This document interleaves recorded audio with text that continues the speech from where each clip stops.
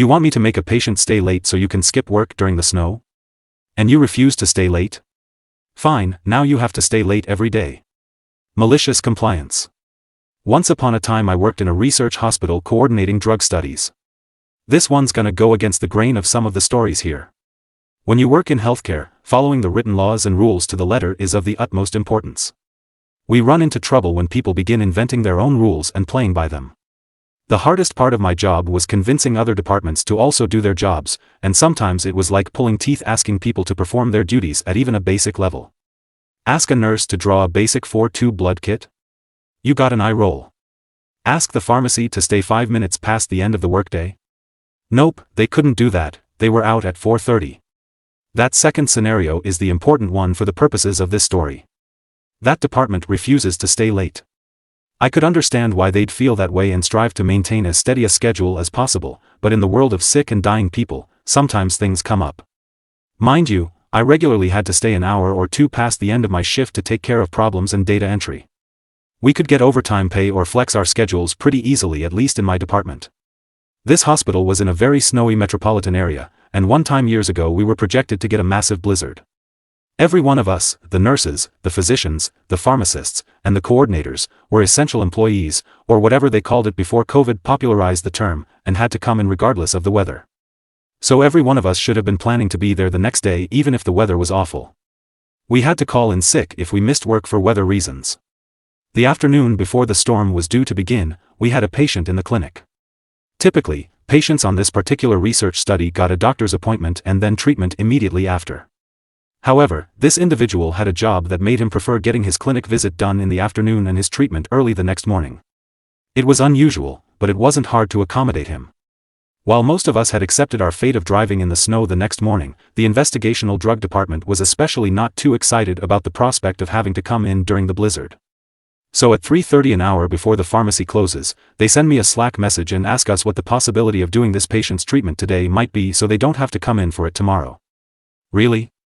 You're asking us now? This was on your docket all day. Anyhow, I begrudgingly went to find the patient in the waiting room and ask. He wasn't thrilled, but says he'll do it if he has to. I let the pharmacy know.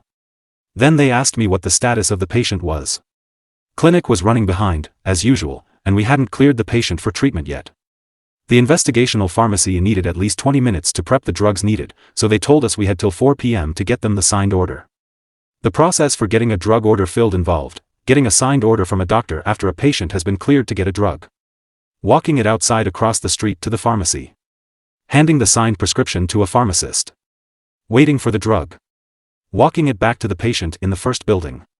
This was absolutely not going to happen in 12 minutes. At 4:01, pharmacy sent me a very rude Slack message indicating that I'd basically missed my window to get the patient in today and I should do a better next time. As a coordinator, you got blamed for absolutely everything, even if it was the fault of a doctor who was bad at time management. Their message said something along the lines of, if you don't come up and give a pharmacist the order by 4:05, there's nothing we can do for your patient. In the future, you should get the order signed and hand it over to us ahead of time so we can prepare it. Ahead of time, in this case, meant that a patient would be prescribed a drug but wasn't yet cleared by a doctor to receive that drug. In my training, the pharmacy director told us we were never ever supposed to do this. It was a humongous no-no and would be grounds for a massive lawsuit if anything went wrong. You absolutely don't prep a drug unless the patient receiving it is cleared for treatment by a physician. I really liked the pharmacy director, and I messaged her regularly with questions about drugs patients might be considering while on study, but she wasn't super involved in the day-to-day of the pharmacy workers and tended to focus on bigger picture tasks. Hence why her employees were inventing their own rules and demands. So I'm supposed to get this patient in today, right now, eh? All right, if you insist. So I got the order signed by the physician ahead of seeing the patient. They didn't really give a shit. Next step, in the words of the person who messaged me, was to take it to a pharmacist, eh? You said I had to take it to a pharmacist by 4:05, right? What if, instead of walking it directly to the pharmacy, I took it directly to the pharmacy director? She was still a pharmacist and could do everything the folks in the investigational drug dispensary could do. I told her that we hadn't cleared this patient, but I had been urged by the pharmacy to dispense the drug anyhow so that the patient wouldn't have to come in tomorrow for their treatment. She looked puzzled and asked if the patient rescheduled while in the clinic. I told her no, this was at the request of the pharmacy staff so they wouldn't have to come in during a snowstorm. I showed her the message her employee had sent me. Pharmacy director was unhappy with this, and said someone would just have to stay late if this was the plan. I referred her to the Slack message that said I had missed my window because they didn't plan to stay late. Director was livid and told me that she personally was going to stay late to make sure this went through.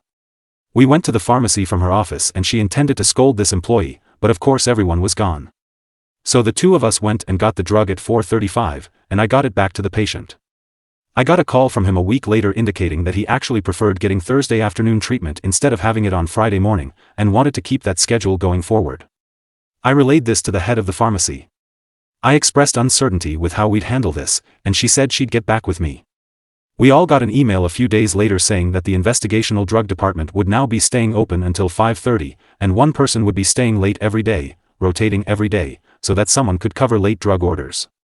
But I knew she only had 3 pharmacists, and they were all salaried, not hourly, which meant some of them would be covering more than 1 late hour a week. I went to get this patient's next dose of drug a few weeks later at about 4:45. The same woman who'd asked me to break the rules was working. I asked how she was doing, and she told me she was having to work 3/4:30 to 5/30s a week, presumably because she tried to act unethically a few weeks prior. She handed me the pill bottle and slammed the window in my face. And to think, if the pharmacists would have just shut up and done their jobs like they were supposed to and come in during one snowstorm, they'd still be able to leave at 4:30 every day. If you work in healthcare or health research, don't make your own rules, kids.